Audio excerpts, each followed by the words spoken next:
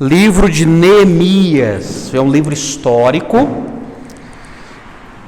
Antigo Testamento, tá ok?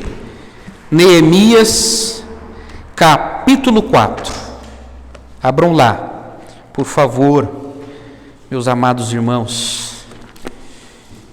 Neemias, capítulo 4, eu quero fazer uma leitura do verso 1 a 14, depois eu farei uma leitura adicional, mas quero convidar você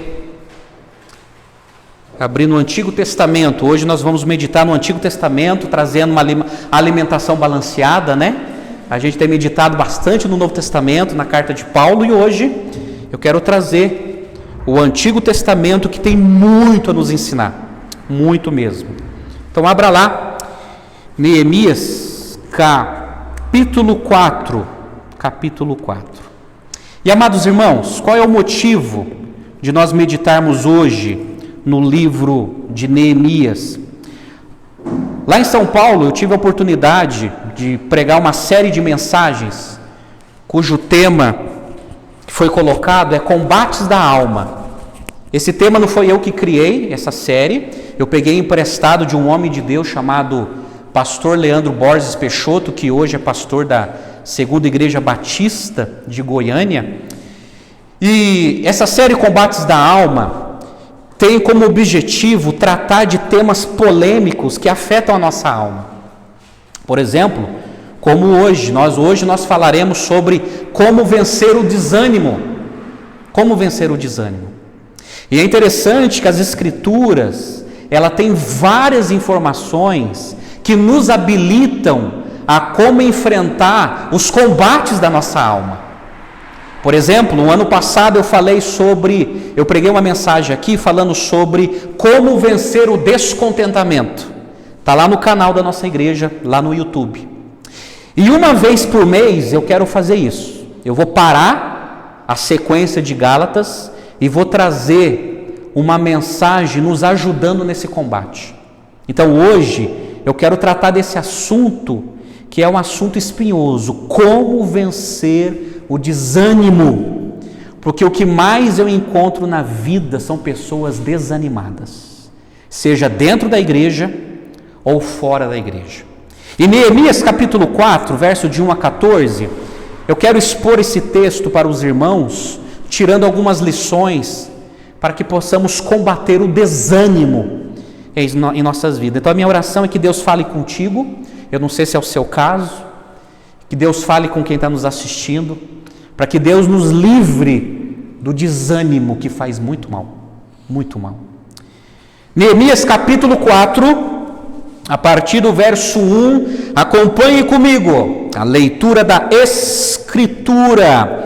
Tendo Sambalate ouvido que edificávamos o muro, ardeu em ira e se indignou muito, e escarneceu dos judeus. Então falou na presença de irmãos e do exército de Samaria e disse: que fazem estes fracos judeus?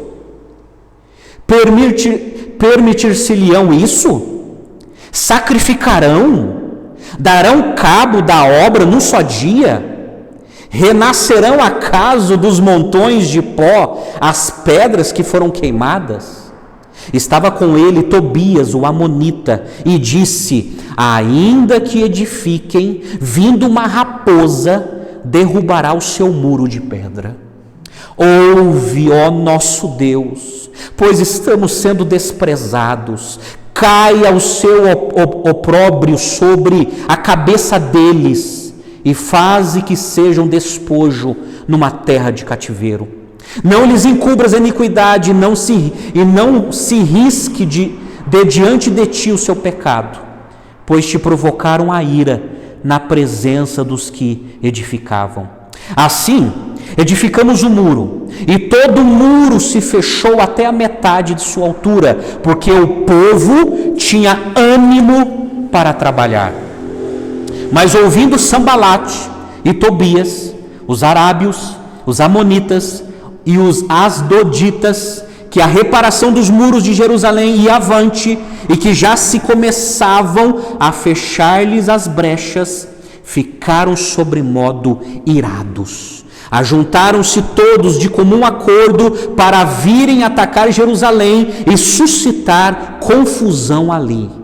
Porém nós oramos ao nosso Deus e como proteção pusemos guarda contra eles de dia e de noite. Então disse Judá: já desfaleceram as forças dos carregadores e os escombros são muitos, de maneira que não podemos edificar um muro. Disseram, porém, os nossos inimigos: nada saberão disso, nem verão, até que entremos no meio deles e os matemos. Assim faremos cessar a obra. Quando os judeus que habitavam na vizinhança deles 10 vezes nos disseram: de todos os lugares onde moram, subirão contra nós. Então pus o povo por famílias, nos lugares baixos e abertos, por detrás do muro, com as suas espadas e as suas lanças e os seus arcos, inspecionei, dispus-me e disse aos nobres, aos magistrados e ao resto do povo: não os temais, lembrai-vos do Senhor, grande e temível, e pelejai pelos vossos irmãos, os vossos filhos, vossas filhas, vossa mulher e vossa casa. Até aqui, depois eu continuo a leitura durante a mensagem. Vamos orar mais uma vez? Pai amado, por favor, fala conosco através da tua palavra, Senhor, e ajuda-nos a vencer o desânimo, ó Deus. Ajuda-nos, ó Pai. Então fala, Senhor, a cada coração dos irmãos que estão aqui, aqueles que estão assistindo, e ensina-nos, ó Deus, através das Escrituras. Ensina-nos, repreende-nos, corrija-nos e educa-nos na tua palavra, Senhor. É tudo o que precisamos. Nós oramos agradecidos em nome de Jesus. Amém e amém. Quando nós selecionamos um livro, nós precisamos entender o contexto histórico e o motivo porque esse livro está aqui nas Escrituras. Precisamos entender o seguinte, que Neemias, ele era um copeiro do rei Artaxerxes. Olha que nome bonito para pôr em criança. Artaxerxes. E é interessante que o povo de Deus estava cativo na Pérsia. Por exemplo, deixa eu trazer para você um contexto histórico sobre esse cativeiro, aonde eles estavam. Com a morte do rei Salomão, em 931 a.C., o reino de Israel foi dividido. Vocês sabem disso. O reino do norte teve 19 reis e 8 dinastias. Em um período de 209 anos de apostasia, Deus entregou Israel, o reino do norte, nas mãos da Assíria, em 722 a.C. Então o reino do norte, Israel, ficou preso na Assíria. O reino do sul teve 20 reis na mesma dinastia davídica. Eles se desviaram e Deus os entregou nas mãos da Babilônia no ano 586 a.C. E lá permaneceram 70 anos. Então, por causa da desobediência e da apostasia de Israel e Judá, reinos divididos, eles ficaram cativos nessas nações. E é nesse contexto que Deus levanta alguns homens para voltarem para Jerusalém. Mas antes disso, olha só, sobre a autoria, existe um debate sobre a autoria, quem escreveu o livro de Neemias. Muitos estudiosos desconhecem, mas alguns advogam que foi Esdras, de tal maneira, meus amados, que na Bíblia hebraica, o livro de Esdras e Neemias é um livro só. Foi com o advento do cristianismo que houve uma separação desses livros, mas no cânon hebraico é um livro só porque conta a mesma história de reconstrução, de reavivamento. Qual foi o propósito do livro de Neemias? Porque esse livro foi escrito? Foi para incentivar aqueles que haviam regressado à terra prometida a continuar o trabalho que Zorobabel, Esdras e Neemias haviam iniciado. Porque esses 3 homens foram levantados por Deus para irem reconstruir Jerusalém, cada um numa área específica. Qual foi a data que esse livro foi escrito? Aproximadamente o ano 430 até o ano 400 antes de Cristo. Quais são as verdades fundamentais que esse livro ensina? E você vai entender quando você lê-lo. Primeiro, Deus apoiou e abençoou Zorobabel, Esdras e Neemias no trabalho de incrementar a restauração depois do exílio. Segundo, quando a restauração de Israel perdeu o seu vigor, Esdras e Neemias forneceram uma liderança fiel, encorajando aquelas pessoas que estavam reconstruindo a cidade. O templo e Jerusalém eram de suma importância para que Deus abençoasse o seu povo. E nesses livros, tanto em Esdras como Neemias, deixa bem claro que Deus os abençoaria se eles se arrependessem de seus pecados e buscasse uma vida de santidade. Então olha só, o retorno do cativeiro dessas nações, quando esses homens voltaram para reconstruir a cidade, foi em 3 levas. Primeiro, sobre a liderança de Zorobabel para reconstruir o templo. Foi a primeira leva para poder reconstruir ali. A segunda leva foi sobre a liderança de Esdras para ensinar a lei. Esdras era um escriba muito habilidoso. E terceiro, sob a liderança de Neemias para reconstruir os muros de Jerusalém. Então Deus usou essas 3 levas para que a cidade fosse construída, o templo fosse reconstruído, a lei de Moisés fosse ensinada de novo e para que as muralhas de Jerusalém fossem reconstruídas. E é interessante, meus amados, que essa muralha que foi reconstruída sobre a liderança de Neemias, ela foi construída mais ou menos em 2,5 quilômetros de muralha, rodeando a cidade de Jerusalém. E Neemias capítulo 1, Neemias recebeu a visita de Anani na cidade de Susã, no ano 440 a.C., no 20º ano do rei Artaxerxes. Foi nessa visita que Anani deu notícia sobre a situação de Jerusalém.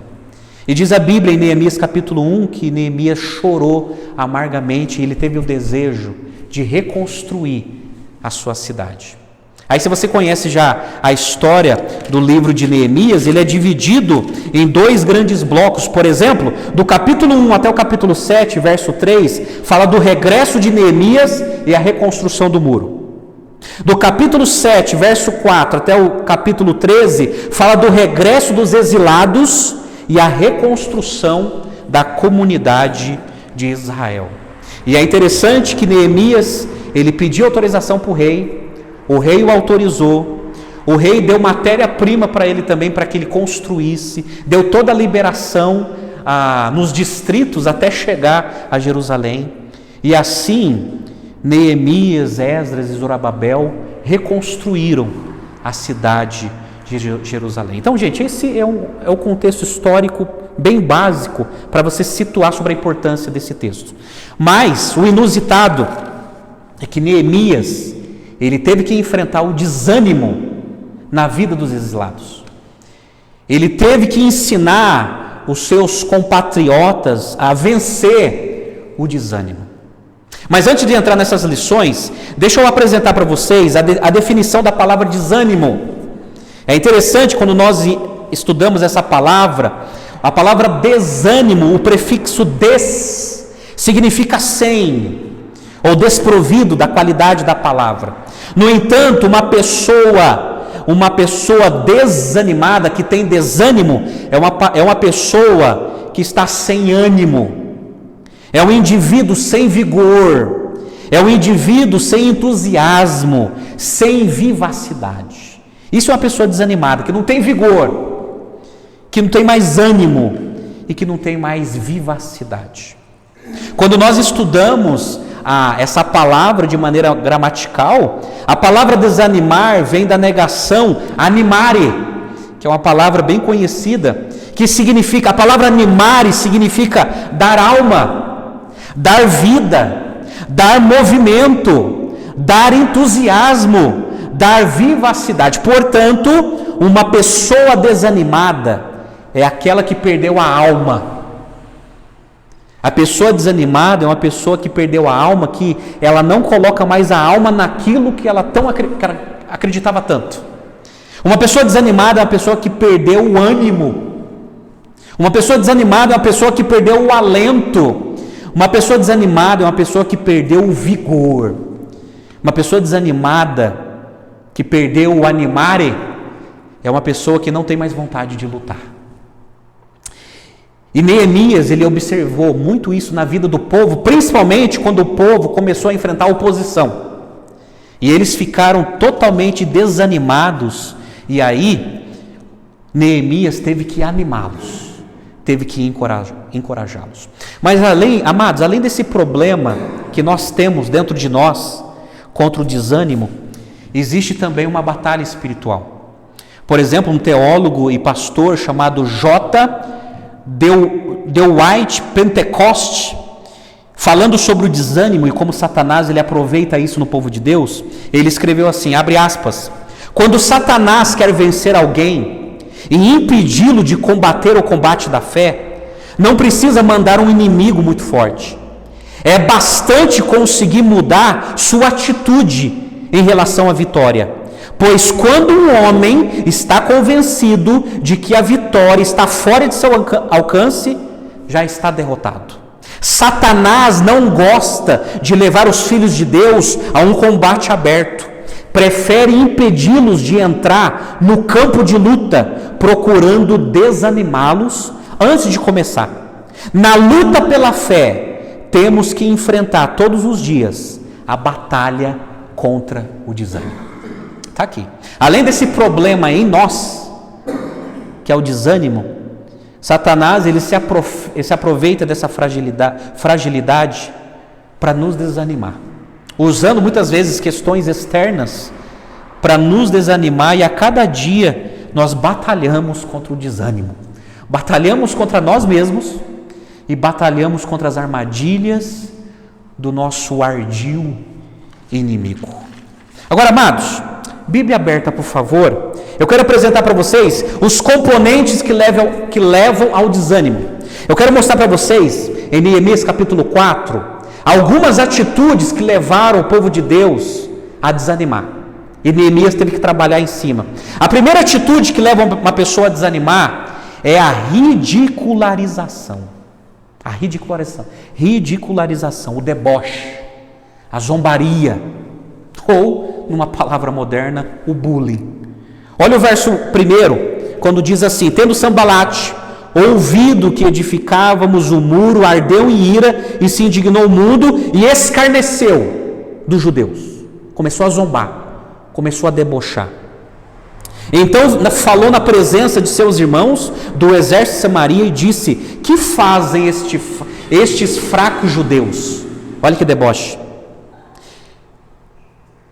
Vão permitir isso? Sacrificarão, darão cabo da obra num dia só? Renascerão acaso dos montões de pó as pedras que foram queimadas? Estava com eles Tobia o amonita e disse: olha a zombaria, ainda que edifiquem, vindo uma raposa, derrubará o seu muro de pedra. Ridicularização.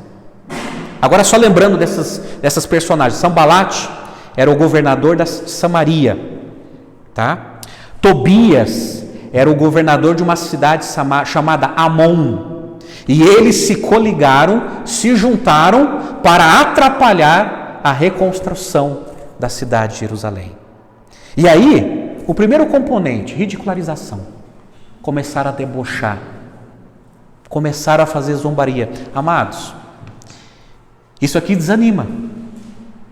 Tem muitas pessoas desanimadas na vida porque foram diminuídas, receberam zombaria.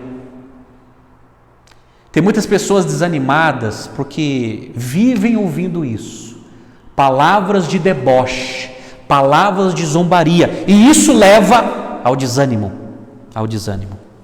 Segundo componente, confusão. Olha o verso 7 comigo, aí na Bíblia. Verso 7. Mas ouvindo Sambalate e Tobias, os arábios, os amonitas e os adoditas, que a reparação dos muros de Jerusalém ia avante, e que já começavam a fechar-lhe as brechas, ficaram sobremodo irados. Ajuntaram-se todos de comum acordo, para virem atacar Jerusalém e suscitar confusão ali. Primeiro componente que leva as pessoas, segundo componente, confusão, que leva as pessoas ao desânimo. Confusão. Há muitas pessoas desanimadas por causa de pessoas que só promovem confusão na nossa vida. Só promove confusão. Tem pessoas que, pelo amor de Deus, só vêm para atrapalhar, só vêm para confundir mais ainda. Não vem para somar, vem para promover confusão. E amados, o grande problema quando promovem confusão contra a nossa vida, isso provoca também desânimo. Porque daí a gente tem que ficar resolvendo o problema dos outros, tem que ficar resolvendo o capricho dos outros. E aqui eles se uniram em comum para trazer confusão no meio da construção. Terceiro componente que leva ao desânimo, olha o verso 10 comigo na parte A. Então disse Judá: já desfaleceram as forças dos carregadores. Eu vou chamar isso de fadiga. Já desfaleceram as forças dos carregadores. E quando ele fala assim, disse Judá, não está se referindo propriamente a uma pessoa, mas está se referindo à tribo de Judá que estava ali trabalhando. E muitos da tribo de Judá estavam dizendo isso, ó, já as nossas forças desfaleceram. Fadiga, autoocupação. Pessoas que estão fadigadas ou estão num sentido frenético de autoocupação, muitas delas caem no desânimo. A fadiga, meus irmãos, leva também ao desânimo. Mas olha o verso 10, continua o verso 10, está outro componente, eles dizem assim: e os escombros são muitos. Eu vou chamar isso de fracasso. Além de estar fadigado, eles estão cansados, e ainda tem muito escombro para resolver aqui. Sentimento de fracasso. Sentimento de fracasso leva ao desânimo. É quando você tem tanta coisa, tem tanto escombro para resolver, tem tanta coisa para resolver, aí você se sente um fracassado, porque tem muita coisa para resolver, e coisas que vai além das nossas forças. Isso leva ao desânimo. Mas olha a parte C do verso 10, no finalzinho do verso 10 diz assim: de maneira que não podemos edificar o muro. Eu vou chamar isso de frustração. Os carregadores estão desfalecendo, fadiga. Os escombros são muitos, fracasso. E aí ele diz assim, aí no finalzinho: e não podemos edificar o muro, frustração. 3 coisas que levam ao desânimo: fadiga, fracasso e frustração. E tem muita gente desanimado hoje porque estão frustrados, não sabem como edificar o muro. Não podemos mais edificar o muro, não podemos mais resolver esse problema. Aí, o sentimento de frustração leva ao desânimo, à impotência de resolver as coisas na vida. Mas olha o verso 11, outro componente que leva as pessoas ao desânimo: disseram, porém, os nossos inimigos: nada saberão disso, nem verão, até que entremos no meio deles e os matemos, e assim faremos cessar a obra. Outro componente que leva as pessoas ao desânimo: maldade. A maldade das pessoas, a maledicência das pessoas, a malignidade. Você está vendo aqui? Eles usando a inteligência para a maldade, para poder atrapalhar a reconstrução. A maldade das pessoas promovidas contra nós provoca desânimo. E gente, quantas pessoas maldosas nesse mundo, né? Se existem pessoas maldosas nesse mundo, é terrível. Quantas pessoas que usam de maldade proposital para prejudicar o andamento das coisas. E esses homens pensaram isso: nós vamos atrapalhar, vamos elaborar aqui um plano para atrapalhar. Isso provoca o desânimo. O último componente que leva ao desânimo está no verso 12, quando diz assim: e quando os judeus que habitavam na vizinhança, que tinha vários judeus ali na vizinhança, fora dos muros que estavam sendo construídos, eles diziam 10 vezes para eles: de todos os lugares onde moram, subirão contra nós. 10 vezes durante o dia, falando a mesma coisa: olha, eles vão subir contra nós, eles vão subir contra nós, eles vão subir contra nós. Eles estavam tão amedrontados que eles se tornaram pessimistas. O pessimismo das pessoas nos leva ao desânimo. E há pessimismos que é elevado a 10 mesmo, 10 vezes. Não vai dar certo, não vai dar certo, não vai dar certo. Cuidado, estou com medo, olha, vai dar errado. E esse pessimismo, muitas vezes, deixa as pessoas desanimadas. Agora pensa, o pessoal trabalhando, edificando um muro, os outros judeus 10 vezes no dia falando: olha, vão vir contra nós, vão vir contra nós. Imagina o desânimo de trabalhar nessa obra.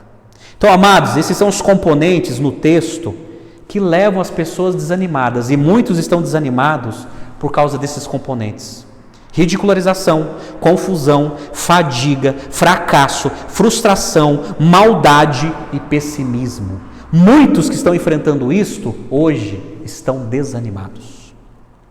Pois bem, como vencer o desânimo? Como Neemias venceu o desânimo diante da oposição desses homens? O texto sagrado nos ensina a termos 4 atitudes para vencermos o desânimo. Guarda isso aqui: 4 atitudes para vencermos o desânimo. E mantenha a sua Bíblia aberta, por favor. Primeira atitude que precisamos ter para vencer o desânimo: primeira atitude, oração. Oração. Volta comigo ao verso 4. O verso 4, depois que eles foram ridicularizados, que eles foram zombados, olha o verso 4, olha só o que Neemias fez. Ele orou dizendo: ouve, ó nosso Deus, pois estamos sendo desprezados. Aí ele continua, né? Caia o seu opróbrio sobre a cabeça deles e faze que sejam despojo numa terra de cativeiro. Não lhes encubras a iniquidade e não se risque diante de ti o seu pecado, pois te provocaram a ira na presença dos que edificavam. Ele orou. Agora deixa eu te explicar uma coisa para vocês. Eles fizeram aqui uma oração imprecatória, né? O que é uma oração imprecatória? É pedindo que maldições justas recaíssem sobre os seus inimigos. Há várias orações assim no Antigo Testamento, orações imprecatórias. É mais ou menos dizendo assim: Deus, pesa a tua mão. O Senhor está vendo o que estão fazendo comigo? Pesa a tua mão. Só que nós precisamos entender essas orações dentro do contexto do Antigo Testamento, porque orações desse tipo devem ser entendidas dentro do contexto de guerra santa no Antigo Testamento. Então, no Antigo Testamento há várias orações imprecatórias em que os profetas oravam dessa maneira: Senhor, pesa a tua mão, aquilo que estão desejando para mim, despejam sobre eles, despejam sobre eles. É lógico que Jesus, em Mateus 5,43, ele já muda isso, quando ele diz assim: olha, vocês ouviram o que os antigos disseram, ame o seu próximo e odeie o seu inimigo. Eu, porém, vos digo: ame os seus inimigos e orem por aquele que vos persegue. Mas o que está em voga aqui, que eu quero destacar para você, é que ele teve que enfrentar isso orando, mesmo desabafando. Ele está arrancando do coração dele uma angústia terrível que o levou a falar isso. Mas é isso que nos leva a vencer o desânimo: oração. Oração é colocar diante de Deus com essas palavras, mesmo que sejam pesadas: Deus, eu não aguento mais, está doendo, está incomodando, está me prejudicando, ó Deus, me ajuda, me ajuda. É isso que ele faz também no verso 9, olha no verso 9, ele também tem uma atitude de oração, depois que planeja uma confusão. No verso 9 está escrito assim: porém nós oramos ao nosso Deus, e como proteção pusemos guarda contra eles dia e noite. Então ele orou e agiu, né? Mas ele orou, ele buscou. Quando ele ficou sabendo que o pessoal tinha se unido para promover confusão, ele orou. E depois agiu colocando alguns seguranças. Mas, amados, a questão é o seguinte: para enfrentarmos o desânimo, precisamos orar. Orar. Oração, oração, oração. A pergunta é: você tem orado? Como que você tem enfrentado esse desânimo? Esse desânimo na alma. Perdeu a alma, perdeu o ânimo, perdeu o vigor. Oração, amados, é somente a oração que nos colocará de pé. Somente a oração. Tudo bem, todas as outras coisas vai cooperar, mas vai chegar um momento que eu posso dizer com vocês por experiência própria, só a oração vai nos ajudar a enfrentar o desânimo. Oração. É por isso que Charles Spurgeon, falando sobre oração, ele falou assim: a oração diária é a melhor ginástica para a alma. A oração diária é a melhor ginástica para a alma. Assim como a ginástica, os exercícios físicos nos traz uma certa habilitação no corpo, assim é a oração na nossa vida, para nos manter de pé diante do desânimo. A oração diária é a melhor ginástica para a alma. Como que você vai vencer o desânimo se você não está exercitando a sua vida de oração? Como? Você acha que só remédio vai resolver isso? Você acha que só terapia vai resolver isso? Você acha que só os conhecimentos humanos que Deus nos deu vai resolver isso? Vai chegar um momento que é só Deus pode resolver isso. As outras coisas contribuem, mas vai chegar um momento que só com o joelho no chão para vencer o desânimo. É por isso que Spurgeon, ele fala também sobre a oração: a distância entre um problema e a solução é a distância entre o joelho e o chão. Oração. Oração. Oração. Eu quero encorajar você a orar. Eu não sei qual é o desânimo que você está tendo. Talvez você está correspondendo com tudo que precisa ser feito, mas continua desanimado. Talvez nos resta algo mais: orar. Orar. Precisamos ter uma vida de oração, gente. Precisamos ter uma vida de oração. Eu admiro o John Wesley, que era um grande pregador na Inglaterra, e ele andava quilômetros pregando de cidade em cidade, levando a sua mala pesada. E ele dizia assim sobre oração: eu tenho sempre tanta coisa para fazer, mas só posso me desobrigar dessas árduas tarefas após prolongado período de oração. John Wesley, ele sabia que ele não conseguia sozinho. Ele não conseguia enfrentar os combates da sua alma sozinho. Por isso que ele orava. Oração, ore. Coloque diante de Deus, como Neemias: Senhor, está doendo, Senhor. Eu não estou aguentando. Eu estou entregando aos pontos. Olha o que estão fazendo comigo, que está promovendo o meu desânimo. Ajuda-me, ó Deus. Ajuda-me. Oração é a primeira atitude para vencermos o desânimo. Segunda atitude para vencermos o desânimo: comunhão.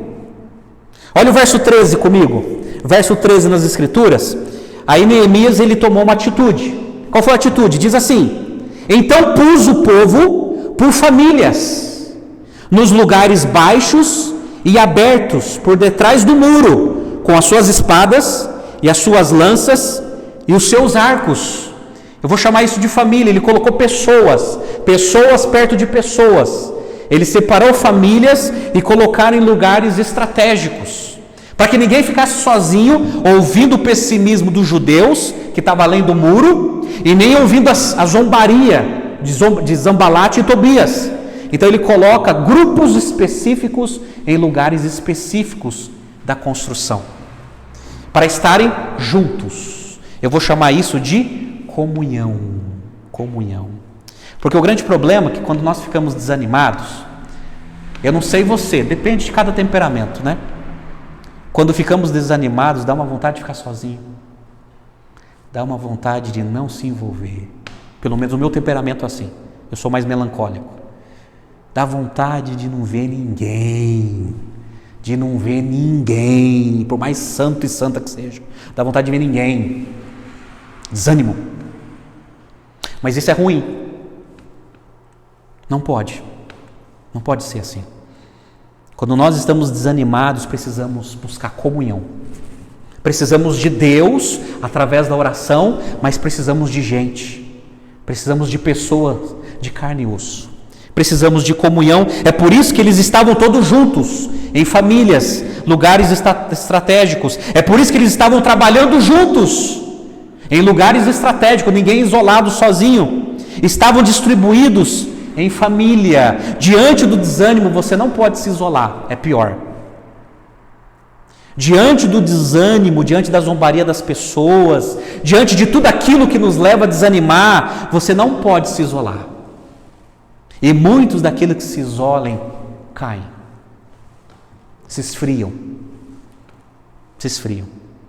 É por isso que o escritor de Hebreus, capítulo 10, verso 25, ele escreveu assim: não deixemos de reunir-nos como igreja, segundo o costume de alguns, mas procuremos encorajar-nos uns aos outros, ainda mais quando vocês veem que se aproxima o dia.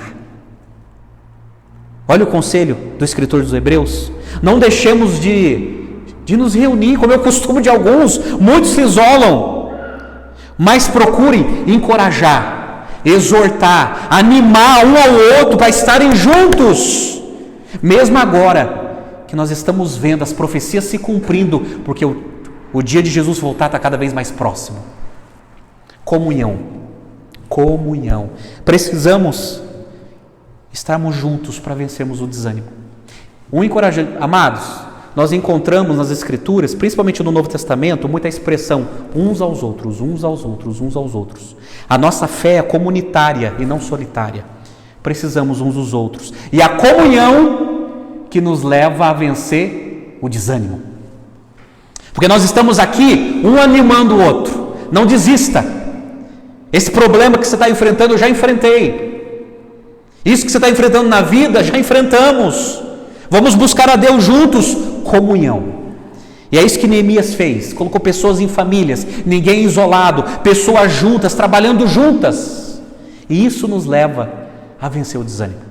Oração e comunhão. A terceira atitude que nos leva a vencer o desânimo é a organização. Aí eu chamo a sua atenção para a segunda parte do texto. Olha o verso 15. Olha a organização de Neemias.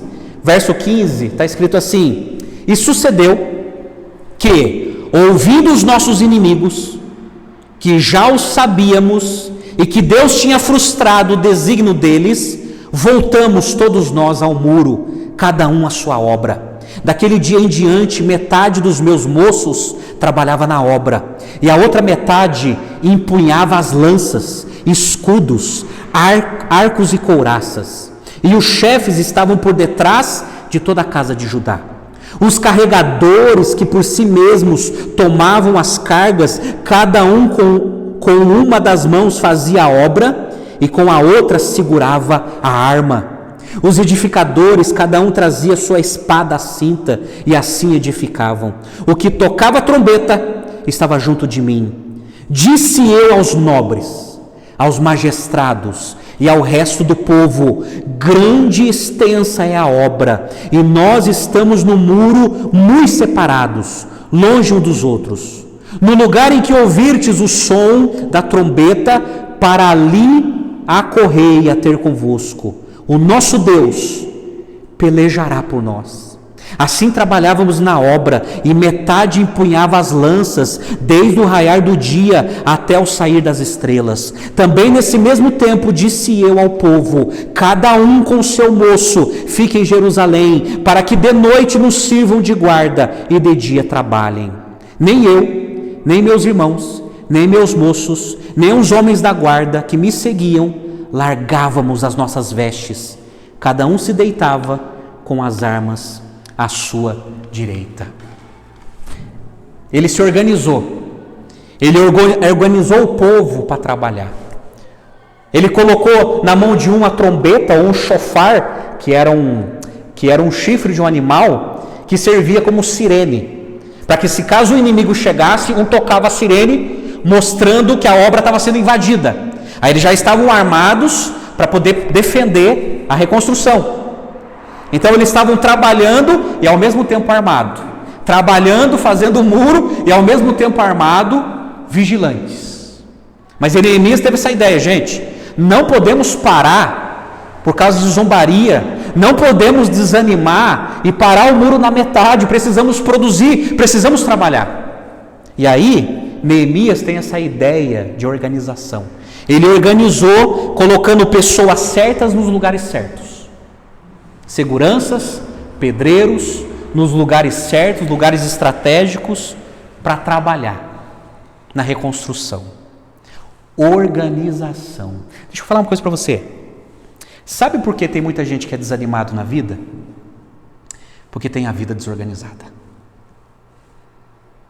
Tem uma vida desorganizada. Precisa de organização. Eu lembro no meu primeiro ano no seminário, lá em Campinas, tem uma matéria que chama-se Formação Espiritual, que era uma matéria que ajudava muito a vida espiritual dos seminaristas. E um livro que um missionário americano passou para nós, era um livro do George MacDonald, que chamava Colocando em Ordem o Seu Mundo Interior. Colocando em Ordem o Seu Mundo Interior. E destacava muito isso. Tem muitas pessoas desanimadas porque tem uma vida desorganizada. Desorganizada. Pessoas que são desorganizadas no casamento. Pessoas que são desorganizadas na sua vida pessoal. Pessoas que começam uma coisa, param no meio do caminho e não concluem. É uma vida totalmente desorganizada. Não tem objetivo, não tem projeto, não sabe aonde quer chegar, leva a vida pela barriga. É uma vida desorganizada. E uma vida desorganizada leva ao desânimo. E aí Neemias, ele entende isso, calma aí. Primeiro que a gente não pode se abater diante das críticas e da zombaria. Ele percebe o pessoal ficando meio desanimado diante de todo esse contexto. Aí ele tem essa ideia, organização. Vamos nos organizar aqui, colocando pessoas nos lugares certos. E assim as pessoas iam se animando e continuavam reconstruindo. A questão é o seguinte, seja útil. Quando nós somos úteis naquilo que construímos, naquilo que nós fazemos, vencemos o desânimo. A questão é o seguinte, coloque-se à disposição. O que você precisa fazer? O que você deve fazer? Por onde você precisa começar a organizar a sua vida? Porque uma vida desorganizada leva ao desânimo. Deixa eu contar uma coisa para vocês. Essa está sendo a minha meta para o ano de 2023. Eu já comecei lá no 1º de janeiro um planejamento de leitura bíblica para ler a Bíblia em um ano. E eu lembro quantas vezes eu ficava frustrado, eu querendo ler as Escrituras e parava no meio do caminho. Aí lia de maneira aleatória, sempre lia, mas de maneira aleatória, selecionando livros, tal. Falei, não, eu quero ler inteiro, em um ano, de maneira saudável. Agora eu lembro que a minha desorganização me levava ao desânimo e à frustração. Mas o grande problema é que tem muitas coisas que nós não conseguimos por causa da nossa desorganização que nos levam ao desânimo. Porque somos desorganizados. Às vezes aquilo não se torna a nossa maior prioridade. E quando aquilo não se torna a nossa prioridade, nós nos desorganizamos. E quando nós nos desorganizamos, aí vem o desânimo. Fracassei de novo. Parei de novo. Desânimo. Então, amados, a nossa vida precisa de organização. Principalmente a nossa vida espiritual. Então, se você não está lendo as Escrituras, se você não está orando, isso é uma vida desorganizada. Se você está permitindo as demandas da vida sufocar isso é uma vida desorganizada. Se você está permitindo distrações da vida que está tirando você do foco, isso é uma vida desorganizada. Organização. A organização nos leva a vencer o desânimo, a falta de vigor, porque tem muitas pessoas que não têm mais vigor para ler as Escrituras, para orar, para congregar na igreja, para evangelizar, as pessoas não têm mais vigor. E às vezes é por causa de uma vida desorganizada. Organize-se. Organize-se. Organize-se. Isso vai ajudá-lo a vencer o desânimo. Amém? Primeira atitude, oração. Segunda atitude, comunhão. Terceira atitude, organização. Quarto e última atitude que nos leva a vencer o desânimo, convicção. Convicção. Olha o verso 14 nas Escrituras. Olha que interessante o que Neemias disse para aquele povo que estava trabalhando, estava suando. Ele diz assim: inspecionei, dispus-me e disse aos nobres, aos magistrados e ao resto do povo: não os temais, lembrai-vos do Senhor, grande e temível, e pelejai pelos vossos irmãos.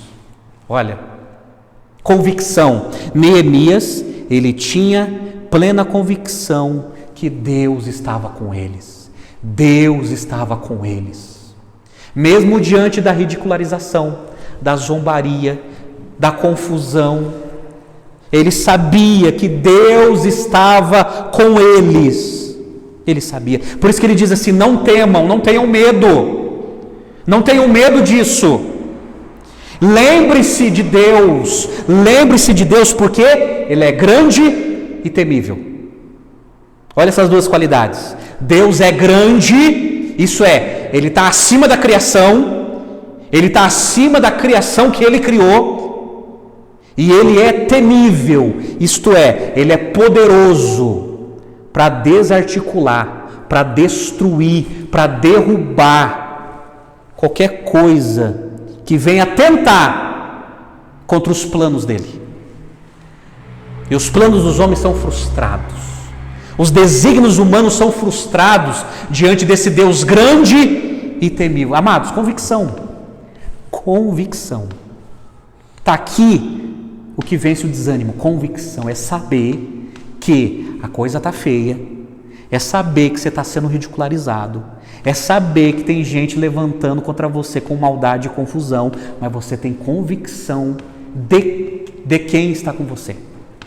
Deus. Deus. Convicção. É por isso que no verso 20 ele fala algo semelhante. No verso 20 está escrito assim: no lugar em que ouvirdes o som da trombeta, para ali acorrei a ter convosco. O nosso Deus pelejará por nós. Neemias está dizendo o seguinte: olha, se o inimigo chegar, a trombeta vai soar, a gente vai ficar sabendo, nós vamos correr até lá. Então, se na região sul da construção, se o inimigo estiver lá, o pessoal da trombeta vai tocar, nós vamos lá guerrear. Vamos parar a construção, vamos lá guerrear. Mas eu quero saber uma coisa, eu quero falar uma coisa para você: Deus está pelejando por nós. Deus está lutando por nós. Então não parem de trabalhar, não parem de reconstruir, continue fazendo aquilo que você foi escolhido a fazer, porque Deus pelejará por nós. Deus está lutando conosco, lutando conosco. Amém, amados? Convicção. Convicção é você entender que Deus está com você. Deus está com você. Aí eu utilizo uma frase de Lutero, diante de toda aquela situação de apostasia da igreja, ele tentando trazer uma reforma e ele sendo questionado. E ele fala, ele escreveu assim: muitas vezes fui levado à oração pela irresistível convicção de que este era o único lugar para onde podia ir. Era a irresistível convicção que ele tinha. Não tinha como a igreja continuar daquele jeito. Ele estava tentando trazer uma reforma, trazendo a igreja de volta para a palavra, e isso levou à oração diante dessa irresistível convicção. O que aconteceu com ele? Foi excomungado, foi ameaçado. Mas a irresistível convicção estava com ele. Não é, eu tenho total certeza que é isso que Deus quer que eu faça. É isso, eu fui escolhido por Deus para fazer isso. Isso é convicção. Convicção. E a convicção nos leva a vencer o desânimo. Fez sentido? É isso, gente. É isso. Nós aprendemos com Neemias essas 4 atitudes para vencermos o desânimo. Primeiro, oração. Ore. Coloque isso diante de Deus. Segundo, comunhão. Não se isole. Fique junto com outras pessoas. Fique com a igreja. Terceiro, organização. Organize-se, para de uma vida bagunçada, uma vida desorganizada, uma vida sem objetivos, uma vida sem propósito, uma vida sem prioridade a Deus. Uma vida que não tem como Deus como prioridade é uma vida desorganizada. Organização. E quarto, convicção. Lembrai-vos do Senhor, que é grande e temível. Ele está conosco e Ele pelejará por nós. Ele está conosco. Essa obra não é nossa, essa obra é de Deus, e Deus está nos dando o privilégio de servi-lo nessa obra. Ele nos escolheu, Ele nos chamou. Convicção. Convicção.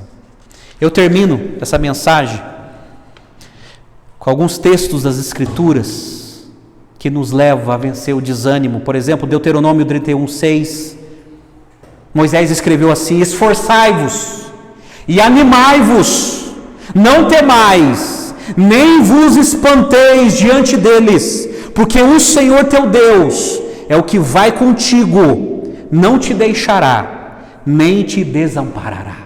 Olha que lindo. Esforçai-vos e animai-vos. Moisés dizendo. E Deus fala para Josué, capítulo 1, verso 9: não te mandei eu? Esforça-te e tem bom ânimo. Não é sem ânimo, tem bom ânimo. Não temas, nem te espantes, porque o Senhor teu Deus é contigo por onde quer que andares. E o apóstolo Paulo, em 2 Coríntios capítulo 4, versos 16 e 18, ele está falando sobre os problemas da vida, as tribulações que nós enfrentamos como cristãos. E ele diz assim, ele escreveu assim: por isso, não desanimamos, pelo contrário, mesmo que o nosso homem exterior se corrompa, contudo, o nosso homem interior se renova de dia em dia. Porque a nossa, olha o que ele falou, porque a nossa leve e momentânea tribulação produz para nós eterno peso de glória, acima de toda comparação, não atentando nós nas coisas que se veem, mas nas que não se veem, porque as coisas que se veem são temporais, as que não se veem são eternas. Olha o que Paulo está dizendo: não fique desanimado com as tribulações da vida que você consegue ver, mas foca naquilo que é eterno. E eu termino com a declaração de Jesus em João 16:33. João 14, 15 e 16 é as últimas instruções de Jesus para os apóstolos. E ele deixa bem claro que o Espírito Santo viria, os consolaria, que o Espírito Santo iria dirigir eles, o Espírito Santo iria lembrá-los de todo o conteúdo bíblico. Só que Jesus deixa bem claro também em João 15 que eles seriam odiados, perseguidos, como Jesus foi. E lá em João 16, lá no finalzinho do discurso dele, do ensino dele, ele fala isso: eu tenho vos dito isso, para que tenham paz em mim. No mundo tereis aflições, mas tenham bom ânimo. Eu venci o mundo. Eu venci o mundo. Agora olha o que Jesus fala: tenha bom ânimo. Vocês serão odiados, vocês serão perseguidos, vocês serão ridicularizados, vocês serão rejeitados, vocês vão passar problemas na vida que nem sonham, mas tenham bom ânimo. Eu venci o mundo. Eu estou com vocês. Eu sempre estarei com vocês até a consumação dos séculos. Tenham ânimo. Tenham ânimo. Isso é convicção. Jesus está falando: tenham convicção que eu estarei com vocês. Eu estarei com vocês. Amém, meus amados? É dessa maneira, biblicamente, que vencemos o desânimo. O desânimo.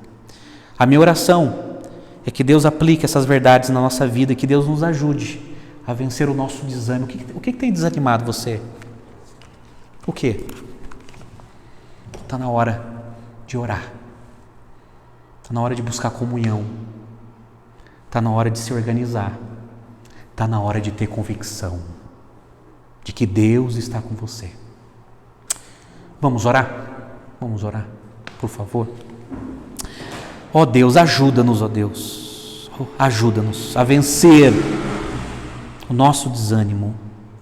A Tua palavra prescreve, a Tua palavra nos alerta, a Tua palavra nos ensina a como vencer. Então aplica, Senhor, essas verdades em nossas vidas e ajuda-nos, ó Deus, a vencer o desânimo. Eu sei que muitos de nós têm lutado, têm correspondido com tudo aquilo que tem sido oferecido, mas continuam desanimados. Ó Deus, tem misericórdia de nós.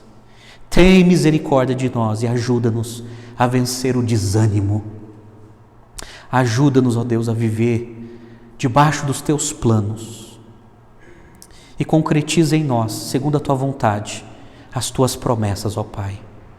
Abençoa o Teu povo, Pai, que está aqui e aqueles que estão assistindo, e que o Senhor esteja conosco nesse combate da alma, nos dando ânimo para vencê-lo. Nós dependemos de Ti, Senhor. Dependemos da ajuda do alto, da ajuda da Tua palavra que nos instrui, que nos fortalece, e do Teu Espírito que nos revigora cada dia. Nós oramos, ó Deus, e entregamos a nossa vida em Tuas mãos, em nome do Senhor Jesus. Amém e amém.